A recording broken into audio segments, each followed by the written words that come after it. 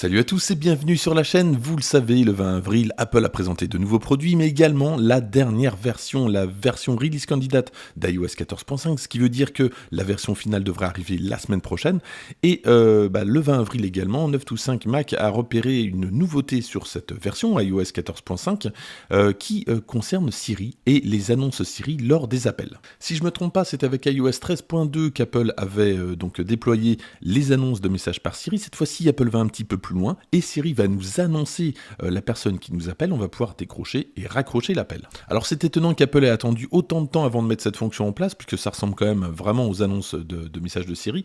Et sachez quand même que Apple a déjà une fonction qui ressemble un petit peu à ça dans l'accessibilité, qui permet de dicter, en fait, VoiceOver va vous dire l'interlocuteur qui vous appelle. On va donc activer cette fonction, on va dans les réglages, Siri et recherche, et on va dans annonce d'appel. Ici, on va pouvoir activer la fonction dans différents modes. Alors moi, j'ai mis toujours, mais on peut mettre simplement sur les écouteurs.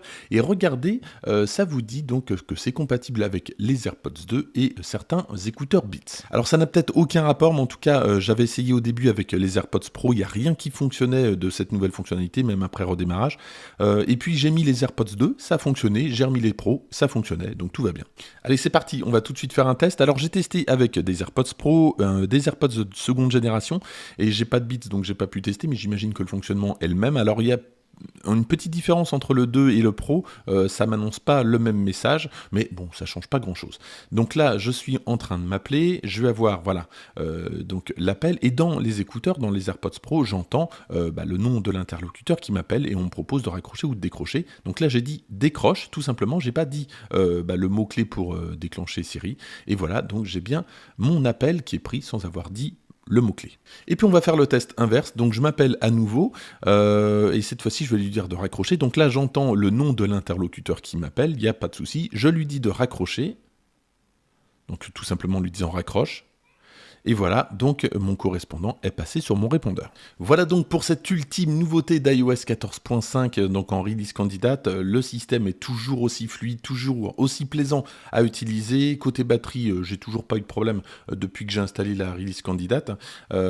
Franchement, ça s'annonce plutôt bien pour iOS 14.5. Et puis surtout, restez bien sur la chaîne, puisque la semaine prochaine, ça y est, iOS 14.5 version finale devrait être disponible pour tout le monde. Donc je vous ferai une vidéo récapitulative de toutes les nouveautés, de toutes les bêtas que j'ai faites ces derniers mois. Ça a été un petit peu long à coucher, mais en tout cas on y arrive. Et puis je remercie Bastien qui ne manquera sans doute pas de me dire que la version finale est disponible. Et puis quelques temps après, évidemment, donc tout ce qui est test, AirTag, Apple TV, nouvel iMac, nouvel iPad Pro, j'ai hâte de tester tout ça. Merci d'avoir suivi cette vidéo, n'hésitez pas à la liker, à la partager, à vous abonner si ce n'est pas déjà fait, et moi je vous dis à très bientôt.